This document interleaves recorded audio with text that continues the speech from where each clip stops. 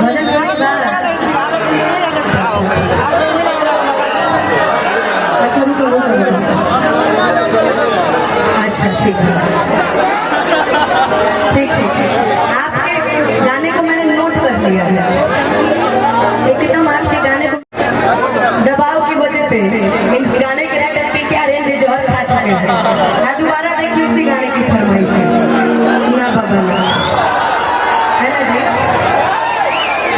अगर उसकी जगह कोई और गाना बोलता तो शायद हम गाते, लेकिन उस गाने की वजह से आज एक आदमी जिंदगी और मौत के बीच जूझ रहा है। पीके आर्यन है जो कि इस गाने के राइटर है।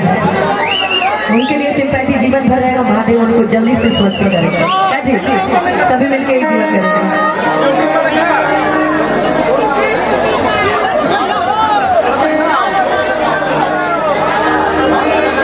हाँ गाएंगे।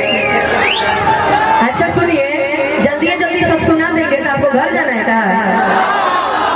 तो हम लोग भी आज ठान के आए हैं कि इश्क और प्यार का मजा लीजिए, कि इश्क और प्यार का अरे मजा लीजिए, बस थोड़ा इंतजार